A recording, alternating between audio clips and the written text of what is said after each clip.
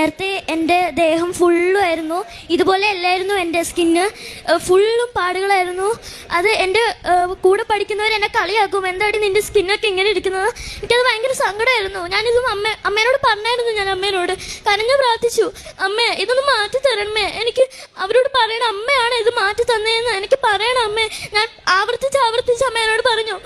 ഇപ്പോൾ ഒരു പാടുകളില്ല, ഇവിടെയൊക്കെ ഫുള്ള് വൈറ്റ് പാടുകളായിരുന്നു. ഇവിടെ ഫുള്ള് നിങ്ങൾക്ക് കാണാം, മുഖത്ത് ഫുള്ള് പാടുകളായിരുന്നു, ഇവിടെയൊക്കെ ഫുള്ള് പാടുകളായിരുന്നു. ഇപ്പൊ ഒന്നും കാണുന്നില്ല. എനിക്ക് ഭയങ്കര സന്തോഷമായി. ഞാനിവിടെ അച്ഛനെ കണ്ടു. അച്ഛൻ കുരിശ് അത് വെച്ചപ്പോൾ എന്തോ ഭാരം എന്നെ വിട്ടു പോകുന്നത് പോലെ എനിക്ക് ഫീൽ ചെയ്തു. പിന്നെ രണ്ടാമത് തവണ അച്ഛൻ കുരിശ് വെച്ചപ്പോൾ ആരോ എൻ്റെ ബാക്കിൽ എൻ്റെ രണ്ട് കൈയിലും തൊടുന്നത് പോലെ എനിക്ക് ഫീൽ ചെയ്തു.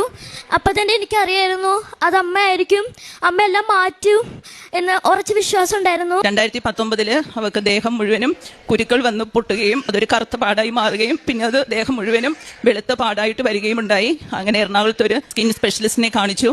അപ്പോൾ ഡോക്ടർ അത് പറഞ്ഞു 1000-ൽ ഒരാൾക്ക് വരുന്ന ഒരു സ്കിൻ ഡിസീസാണ്.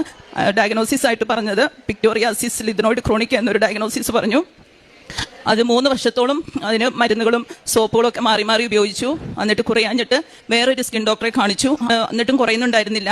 അങ്ങനെ പുതിയൊരു സ്കിൻ ഡോക്ടർ അവിടെ ജോയിൻ ചെയ്തു. ഇപ്പോൾ ഡോക്ടർ പറഞ്ഞു ഇത്രയും നാളെ 6 വർഷത്തോളമായി, 2019 മുതലാണ് തുടങ്ങിയത്, 6 വർഷത്തോളം ആയില്ലേ, അപ്പം നമുക്ക് കുട്ടിയുടെ സ്കിന്ന് ബയോപ്സി വിടാമെന്ന് പറഞ്ഞു. അങ്ങനെ ഫെബ്രുവരി ലാസ്റ്റ് 2025 കുട്ടിയുടെ സ്കിന്ന് ബയോപ്സിക്ക് വിട്ടു. അതിൽ കുട്ടിക്ക് മൈക്കോസിസ് ഫംഗോയിഡ്സ് എന്ന് പറഞ്ഞ സ്കിൻ ക്യാൻസർ ആണെന്ന് സ്ഥിരീകരിച്ചു. മാർച്ച് 8-ാം തീയതി ഞാനിവിടെ വന്ന് ഉടമ്പടി എടുത്തു. അന്ന് തന്നെ എനിക്ക് അച്ഛനെ, ബഹുമാനപ്പെട്ട ജോസഫ് അച്ഛനെ കാണുവാൻ സാധിച്ചു. ഹോസ്പിറ്റലിൽ പോയി അവിടെ പത്തോളജിസ്റ്റിനെയും ഡെർമറ്റോളജിസ്റ്റിനെയും കണ്ടു.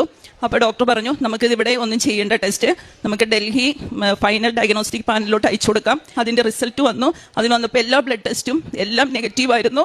ക്യാൻസറിൻ്റെ ഒരു സെല്ല് പോലും എൻ്റെ കുട്ടിയുടെ ദേഹത്തുണ്ടായിരുന്നില്ല. അമ്മ മാതാവ് ഞങ്ങളെ രക്ഷിച്ചു.